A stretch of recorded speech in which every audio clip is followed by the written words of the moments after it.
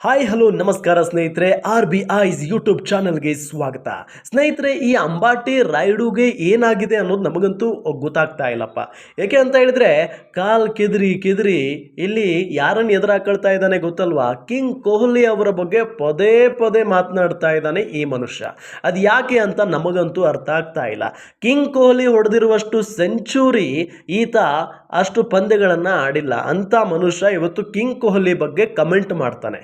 ಮೊನ್ನೆ ನಿಮಗೆಲ್ಲ ಗೊತ್ತಿರೋದು RCB ಎಲ್ಲೋ ಒಂದು ಕಡೆ CSKಯನ್ನು ಸೋಲಿಸುತ್ತೆ. CSK ಬದ್ಧ ವೈರಿ ನಮಗೆ, CSKಯನ್ನು ಸೋಲಿಸಿ ಅವರನ್ನು ಮನೆ ಕಳಿಸುತ್ತೆ. ಆಗ ಹೇಳ್ತಾನೆ ಈ ರಾಯುಡು ಒಂದು ಕೆಟ್ಟದಾಗಿ ಕಮೆಂಟ್ ಮಾಡ್ತಾನೆ, ನೀವು ನಮ್ಮನ್ನು ಸೋಲಿಸ್ಬೋದು ಆದರೆ ಯಾವುದೇ ಕಾರಣಕ್ಕೂ ಕಪ್ ಗೆಲ್ಲೋದಕ್ಕೆ ಸಾಧ್ಯನೇ ಇಲ್ಲ ಅಂತ ಹೇಳಿ. ಅದಾದ ನಂತರ KKR ಫೈನಲ್ ಹೊಡೆಯುತ್ತೆ. ಆಗ ಒಂದು ಕಮೆಂಟ್ ಮಾಡ್ತಾನೆ, ಕೇವಲ ನೀವು ಆರೆಂಜ್ ಕ್ಯಾಪ್ ಮಾತ್ರ ತೆಗೆದುಕೊಂಡು ಹೋಗೋದಕ್ಕೆ ಸಾಧ್ಯ, ನೀವು ಕಪ್ ತೆಗೆದುಕೊಂಡು ಹೋಗೋದಕ್ಕೆ ಸಾಧ್ಯ ಇಲ್ಲ ಅಂತ ಹೇಳಿ ಕೊಹ್ಲಿ ಬಗ್ಗೆ ಕಮೆಂಟ್ ಮಾಡ್ತಾನೆ ಈ ಮನುಷ್ಯ. ಹಾಗಾಗಿ RCB ಫ್ಯಾನ್ಸ್ ಸುಮ್ಮನಿರ್ತಾರ? ಸಿಕ್ಕಾಪಟ್ಟೆ ಟ್ರೋಲ್ ಮಾಡ್ತಾ ಇದ್ದಾರೆ.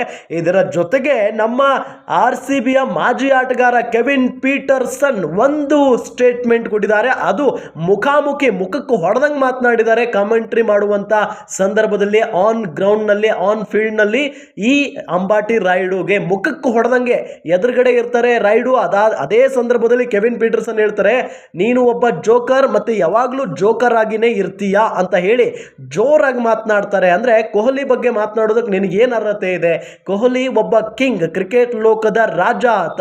ಅವರು ಸಾಕಷ್ಟು ಸೆಂಚುರಿ ಬಾರಿಸಿದ್ದಾರೆ. ಅವರು ಏನು ಅಂತ ಹೇಳಿ ಅವರಿಗೆ ತುಂಬಾ ಚೆನ್ನಾಗಿ ಗೊತ್ತಿದೆ.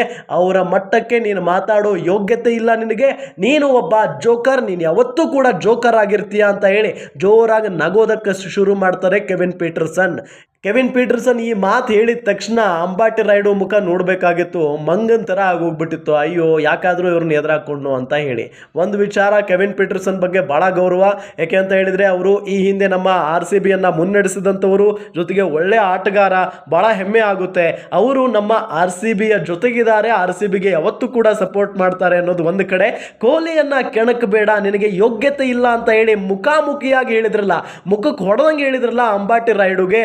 ಇಡೀ ನಮ್ಮ RCB ಫ್ಯಾನ್ಸ್ ಹೇಳ್ದಂಗೆ ಆಯಿತು. ಇಡೀ ನಮ್ಮ RCB ಫ್ಯಾನ್ಸ್ ಕೋಪವನ್ನೆಲ್ಲ ಕೆವಿನ್ ಪೀಟರ್ಸನ್ ತೀರಿಸ್ಕೊಂಡಂಗೆ ಆಯಿತು.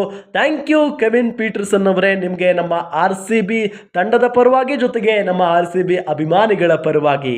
ಸ್ನೇಹಿತರೆ, ನಿಮಗೆ ನಮ್ಮ ಕಂಟೆಂಟ್ಗಳು ಇಷ್ಟ ಆಗ್ತಾ ಇದ್ರೆ ದಯವಿಟ್ಟು ನಮ್ಮ ಚಾನಲ್ಗೆ ಸಬ್ಸ್ಕ್ರೈಬ್ ಮಾಡಿ, ಸಪೋರ್ಟ್ ಮಾಡಿ. Thank you so much.